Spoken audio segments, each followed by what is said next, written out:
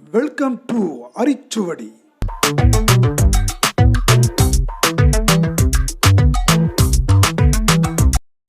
அனைவருக்கும் வணக்கம். TNPSC group 4 தேர்விற்கான notification கடந்த 30ஆம் தேதி வெளியிடப்பட்டது. இந்த தேர்விற்கு விண்ணப்பிக்க இருப்பவர்கள் விண்ணப்பிக்கும் முன் நீங்கள் கவனிக்க வேண்டிய முக்கியமான விஷயங்கள் என்னென்ன என்பது குறித்து இந்த வீடியோவில் பார்க்க இருக்கிறோம். ஏனென்றால் இந்த தேர்வுக்கான மொத்தம் பணியிடங்கள் பார்க்கும்போது 6244 பணியிடங்களாக இருந்தாலும் கிட்டத்தட்ட ஒரு 32 பதவிகளுக்கான பணியிடங்கள். இதில் எந்தெந்த பதவிகளுக்கு என்னென்ன கல்வி தகுதிகள் தேவை, ஒரு சில பதவிகளுக்கு கூடுதலாக கல்வி தகுதி தேவைப்படுகிறது. அது மட்டுமல்லாமல் நீங்கள் விண்ணப்பிக்கும் பொழுதே எந்த தேர்வுக்கு விண்ணப்பிக்க இருக்கிறீர்கள் என்பது குறித்து ஒரு 3 ஆப்ஷன் உங்களுக்கு கொடுக்கப்பட்டிருக்கிறது. அதனால் முழுமையான இந்த தேர்வு குறித்து ஒரு முழுமையான புரிதலோடு இந்த தேர்வுக்கு விண்ணப்பிக்கும் போதும் சரி, அல்லது நீங்கள் படிக்கும் பொழுதும் இந்த தேர்வு குறித்த ஒரு முழுமையான புரிதல் இருந்தால் மட்டுமே உங்களுக்கு நிச்சயம் ஒரு பலனுள்ளதாக இருக்கும். அதனால் வீடியோவை பார்த்துட்டு இருக்கவங்க இந்த வீடியோவை முழுமையாக ஸ்கிப் பண்ணாமல் ஒரு 10 நிமிடம் ஒதுக்கி முழுமையாக வீடியோவை பார்க்கவும். அது மட்டும் இல்லாமல் வீடியோ பார்த்துருக்கோம், இது வரைக்கும் நம்ம சேனலை நீங்கள் சப்ஸ்கிரைப் பண்ணலாம். சப்ஸ்கிரைப் பண்ணிட்டு வீடியோவை தொடர்ந்து பாருங்கள். கடந்த 30ஆம் தேதி குரூப் 4 தேர்விற்கான அறிவிப்பு வெளியிடப்பட்டது. மொத்த காலி பணியிடங்கள் பார்க்கும்பொழுது 6244 பணியிடங்களுக்கான அறிவிப்பு இது. இதற்கு விண்ணப்பிப்பதற்கான கடைசி தேதி 28/2/2024 வரை நீங்கள் ஆன்லைனில் விண்ணப்பிக்கலாம். இதில் உள்ள பணியிடங்கள் பார்க்கும்பொழுது முதலாவதாக கிராம நிர்வாக அலுவலர். இதற்கான மொத்த காலி பணியிடங்கள் எண்ணிக்கை பார்க்கும்பொழுது 108. இதற்கான கல்வி தகுதி 10ஆம் வகுப்பு தேர்ச்சி பெற்றிருந்தால் மட்டும் போதுமானது, வேறு எந்த தகுதி உங்களுக்கு தேவையில்லை. சம்பளமானது 19,500 முதல் 71,900. அடுத்ததாக இரண்டாவது பதவி இளநிலை உதவியாளர் அமைச்சு பணி. இதற்கான காலியிடங்களின் எண்ணிக்கை 2486. இதற்கான கல்வி தகுதி 10ஆம் வகுப்பு தேர்ச்சி பெற்றிருக்க வேண்டும். சம்பளம் 19,500 முதல் 71,900. அடுத்ததாக இளநிலை உதவியாளர் பிற பணிகள். இதற்கான காலி பணியிடங்கள் 118. இதில் பார்க்கும் பொழுது பல துறைகள் இருக்கிறது. அதில் பார்க்கும் பொழுது தமிழ்நாடு மகளிர் மேம்பாட்டு நிறுவனத்தில் 10, வக்பு வாரியம் 27, குடிநீர் வடிகால் வாரியம் 49, சிறு தொழில் கழகம் 15, பாடநூல் மற்றும் கல்வியியல் பணிகள் கழகம் 7, மூலிகை மருந்து கழகம் 10, மொத்தமாக 118 பணியிடங்கள். அடுத்ததாக இதற்கான கல்வி தகுதி பார்க்கும் பொழுது இளங்கலை பட்டம் பெற்றிருக்க வேண்டும். பாடநூல் மற்றும் கல்வியியல் பணிகள் கழக பணிகளுக்கு 10ஆம் வகுப்பு தேர்ச்சி மட்டும் போதுமானது. இதற்கான சம்பளம் 19,500 முதல் 62,000 வரை. அடுத்ததாக தட்டச்சு அமைச்சு பணி. இதற்கான காலி பணியிடங்கள் எண்ணிக்கை 1653. கல்வி தகுதி 10ஆம் வகுப்பு தேர்ச்சி பெற்றிருக்க வேண்டும். கூடுதலாக தட்டச்சு தெரிந்திருக்க வேண்டும், டைப்ரைட்டிங் தெரிந்திருக்க வேண்டும். சம்பளம் ரூபாய் 19,500 முதல் 71,900 வரை. அடுத்ததாக தட்டச்சர் பிற பணிகள். இதில் காலியிடங்களின் எண்ணிக்கை 52. இதில் உள்ள என்னென்ன துறைகளில் இதற்கான பணி நியமனம் செய்யப்பட்டிருந்து பார்த்தால் தமிழ்நாடு மகளிர் மேம்பாட்டு நிறுவனம் 3, சிறு தொழில் கழகத்தில் 3, வாணிப கழகம் 39, பாடநூல் மற்றும் கல்வியியல் பணிகள் கழகத்தில் 7 வேக்கண்ட், மொத்தமாக 52. இதற்கான கல்வி தகுதி 10ஆம் வகுப்பு தேர்ச்சி பெற்றிருக்க வேண்டும். கூடுதலாக தட்டச்சு தெரிந்திருக்க வேண்டும். சம்பளம் 19,500 முதல் 62,000 வரை. இதில் வாணிப கழகத்திற்கு மட்டும் 19,500 முதல் 71,900 வரை சம்பளம் நிர்ணயம் செய்யப்பட்டிருக்கிறது. அடுத்ததாக சுருக்கெழுத்து தட்டச்சர் அமைச்சு பணி. இதில் உள்ள காலி இடங்களின் எண்ணிக்கை 441. கல்வி தகுதி 10ஆம் வகுப்பு தேர்ச்சி பெற்றிருக்க வேண்டும். சுருக்கெழுத்து தட்டச்சு தெரிந்திருக்க வேண்டும். சம்பளம் 20,600 முதல் 75,900 வரை. அடுத்ததாக சுருக்கெழுத்து தட்டச்சர் பிற பணிகள். காலியிடங்களின் எண்ணிக்கை 4. தமிழ்நாடு மகளிர் மேம்பாட்டு நிறுவனத்தில் 2 இடங்கள், பாடநூல் மற்றும் கல்வியியல் பணிகள் கழகத்தில் 2 இடங்கள், மொத்தம் 4. கல்வி தகுதி இளங்கலை பட்டம் பெற்றிருக்க வேண்டும். பாடநூல் மற்றும் கல்வியியல் பணிகள் கழக பணிகளுக்கு 10ஆம் வகுப்பு தேர்ச்சி போதுமானது.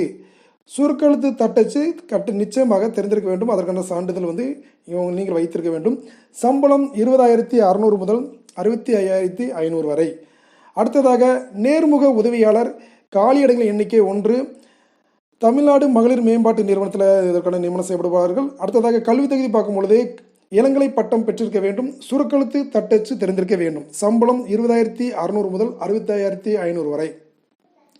அடுத்ததாக நேர்முக எழுத்தர், காலியிடங்களின் எண்ணிக்கை 2, தமிழ்நாடு மகளிர் மேம்பாட்டு நிறுவனத்தில் நியமனம் செய்யப்படுவாங்க. அடுத்ததாக கல்வி தகுதி பார்க்கும் பொழுது இளங்கலை பட்டம் பெற்றிருக்க வேண்டும். சுருக்கெழுத்து தட்டச்சு தெரிந்திருக்க வேண்டும். சம்பளம் 19,500 62,000 வரை. அடுத்ததாக தனிச் செயலாளர், காலியிடங்களின் எண்ணிக்கை 4, நிறுவனம் பார்க்கும் பொழுது தமிழ்நாடு பால் உற்பத்தியாளர் கூட்டுறவு இணையம். கல்வி தகுதி இளங்கலை பட்டம் பெற்றிருக்க வேண்டும். சுருக்கெழுத்து தட்டச்சு தெரிந்திருக்க வேண்டும். சம்பளம் 20,600 முதல் 65,500 வரை. இளநிலை செயல் பணியாளர், காலியிடங்களின் எண்ணிக்கை 34, தமிழ்நாடு பால் உற்பத்தியாளர் கூட்டுறவு இணையத்தில் நியமனம் செய்யப்படுவார்கள். கல்வி தகுதி இளங்கலை பட்டம் பெற்றிருக்க வேண்டும். கூட்டுறவு பயிற்சியும் பெற்றிருக்க வேண்டும். சம்பளம் 19,500 முதல் 62,000 வரை. இளநிலை செயல் பணியாளர் தட்டச்சு, காலியிடங்களின் எண்ணிக்கை 7, தமிழ்நாடு பால் உற்பத்தியாளர் கூட்டுறவு இணையத்தில் நியமனம் செய்யப்படுவார்கள். கல்வி தகுதி இளங்கலை பட்டம் பெற்றிருக்க வேண்டும். தட்டச்சு தெரிந்திருக்க வேண்டும். சம்பளம் 19,500 முதல் 62,000 வரை. அடுத்ததாக வரவேற்பாளர் மற்றும் தொலைபேசி இயக்குபவர், காலியிடங்களின் எண்ணிக்கை 1, தமிழ்நாடு மகளிர் மேம்பாட்டு நிறுவனம். கல்வி தொகுதி 10ஆம் வகுப்பு தேர்ச்சி பெற்றிருக்க வேண்டும். தொலைபேசி இயக்குவதில் சான்றிதழ் பட்டம் பெற்றிருக்க வேண்டும். எக்ஸ்ட்ரா இதுக்கான சான்றிதழ் பெற்றிருக்க வேண்டும். சம்பளம் 19,500 முதல் 62,000 வரை. அடுத்ததாக பால் அளவையாளர், காலியிடங்களின் எண்ணிக்கை 15, தமிழ்நாடு பால் உற்பத்தியாளர்கள் கூட்டுறவு இணையம். கல்வி தகுதி இளங்கலை பட்டம் பெற்றிருக்க வேண்டும். கூட்டுறவு பயிற்சி பெற்றிருக்க வேண்டும். சம்பளம் 18,200 முதல் 57,900 வரை. அடுத்ததாக ஆய்வக உதவியாளர், காலியிடங்களின் எண்ணிக்கை 25, தமிழ்நாடு தடய அறிவியல் சார்நிலை பணி இது. கல்வி தகுதி 12ஆம் வகுப்பில் அறிவியல் பாடங்கள் படித்து தேர்ச்சி பெற்றிருக்க வேண்டும். சம்பளம் 19,500 முதல் 71,900 வரை. அடுத்ததாக வரி தண்டலர், காலியிடங்களின் எண்ணிக்கை 66, கல்வி தகுதி 10ஆம் வகுப்பு தேர்ச்சி பெற்றிருக்க வேண்டும். சம்பளம் 19,500 முதல் 71,900 வரை. அடுத்தது முதுநிலை தொழிற்சாலை உதவியாளர், காலியிடங்களின் எண்ணிக்கை 49, கல்வி தகுதி 12ஆம் வகுப்பு தேர்ச்சி பெற்றிருக்க வேண்டும் அல்லது 10ஆம் வகுப்புடன் ITI படித்திருக்க வேண்டும். அடுத்தது சம்பளம் 15,900 முதல் 50,400 வரை. அடுத்தது இன்னைக்கு கவனிக்க வேண்டிய முக்கியமான விஷயம், வனக்காப்பாளர், ஓட்டுநர் உரிமத்துடன் கூடிய வனக்காப்பாளர் மற்றும் வனக்காவலர். இந்த பதவிகளுக்கு நீங்கள் விண்ணப்பிக்கும் பொழுதே எந்த தேர்வுக்கு விண்ணப்பிக்கிறீர்கள், அதாவது வனக்காவலர் தவிர்த்து பிற பணிகள் என்றால் அதற்கான ஆப்ஷனை தேர்ந்தெடுக்க வேண்டும். வனக்காவலருக்கான பதவி என்றால் அதற்குரிய ஆப்ஷனை தேர்ந்தெடுக்க வேண்டும். இந்த இரண்டுக்கும் சேர்த்து நீங்கள் விண்ணப்பிக்க இருந்தால் அனைத்தும் என்கிற ஆப்ஷனை தேர்வு செய்ய வேண்டும். அதனால் விண்ணப்பிக்கும் பொழுதே நீங்கள் கவனமாக இந்த ஆப்ஷனை தெரிந்து கொண்டு நீங்கள் விண்ணப்பிக்கவும். முதலாவது பார்க்கும் பொழுது வனக்காப்பாளர், இதில் காலியிடங்களின் எண்ணிக்கை 171, கல்வி தகுதி 12ஆம் வகுப்பில் அறிவியல் பாடங்கள் படித்து தேர்ச்சி பெற்றிருக்க வேண்டும். சம்பளம் 18,200 முதல் 57,900 வரை. அடுத்ததாக ஓட்டுநர் உரிமத்துடன் கூடிய வனக்காப்பாளர், இந்த பதவிக்கு காலியிடங்களின் எண்ணிக்கை 192, கல்வி தகுதி 12ஆம் வகுப்பில் அறிவியல் பாடங்கள் படித்து தேர்ச்சி பெற்றிருக்க வேண்டும். சம்பளம் 18,200 முதல் 57,900 வரை. அடுத்ததாக வனக்காவலர், காலியிடங்களின் எண்ணிக்கை 526, கல்வி தகுதி 10ஆம் வகுப்பில் தேர்ச்சி பெற்றிருக்க வேண்டும். சம்பளம் 16,600 முதல் 52,400 வரை. வனக்காவலர் பழங்குடி இளைஞர், அந்த கேஸ்டில் உள்ள மட்டும்தான் இதற்கான விண்ணப்பிக்க முடியும். காலியிடங்களின் எண்ணிக்கை 288, கல்வி தகுதி 10ஆம் வகுப்பு தேர்ச்சி பெற்றிருக்க வேண்டும். சம்பளம் 16,600 முதல் 52,400 வரை. கூட்டுறவு சங்கங்களின் இளநிலை ஆய்வாளர், காலியிடங்களின் எண்ணிக்கை 1, கல்வி தகுதி 10ஆம் வகுப்பில் தேர்ச்சி பெற்றிருக்க வேண்டும். சம்பளம் ரூபாய் 20,600 முதல் 75,900 வரை.